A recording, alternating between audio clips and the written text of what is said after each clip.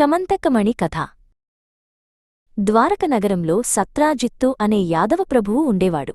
అతను సూర్యభగవానుడికి గొప్ప భక్తుడు. అతని భక్తికి మెచ్చిన సూర్యుడు అతనికి శమంతకమణి అనే దివ్యమైన మణిని బహుమతిగా ఇచ్చాడు. ఆ మణికి అద్భుతమైన శక్తులున్నాయి. అది రోజుకు 8 బారువుల బంగారాన్ని ఇచ్చేది.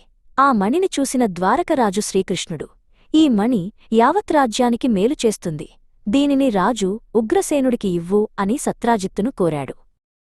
కాని గర్వంతో ఉన్న సత్రాజిత్తు అందుకు నిరాకరించాడు. కృష్ణుడే ఆ మణిని ఆశిస్తున్నాడని అపార్థం చేసుకున్నాడు. ఆ మణిని తన తమ్ముడైన ప్రసేనుడికిచ్చి జాగ్రత్తగా దాచమని చెప్పాడు. ప్రసేనుడు ఆ మణిని ధరించి అడవికి వేటకు వెళ్లాడు. మణి యొక్క కాంతికి ఆకర్షితుడైన ఒక సింహం ప్రసేనుడిపై దాడిచేసి చంపి ఆ మణిని తీసుకుపోయింది.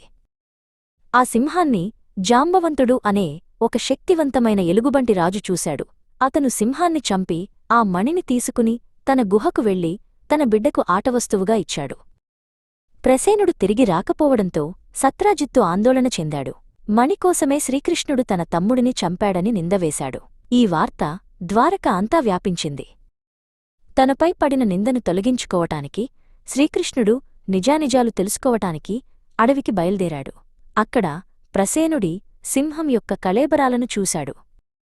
ఎలుగుబంటి అడుగుజాడలను అనుసరించి కృష్ణుడు జాంబవంతుడి గుహను చేరుకున్నాడు. అక్కడ మణితో ఆడుకుంటున్న జాంబవంతుడి బిడ్డను చూశాడు. కృష్ణుడు మణిని తీసుకోవడానికి ప్రయత్నించగా జాంబవంతుడు అతనిపై దాడి చేశాడు. వారిద్దరి మధ్య 28 రోజులపాటు ఘోరమైన యుద్ధం జరిగింది. చివరికి జాంబవంతుడు అలసిపోయాడు.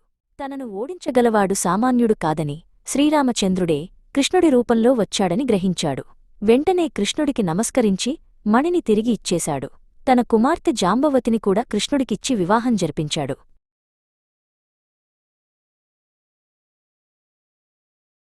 శ్రీకృష్ణుడు మణితో ద్వారకకు తిరిగి వచ్చాడు.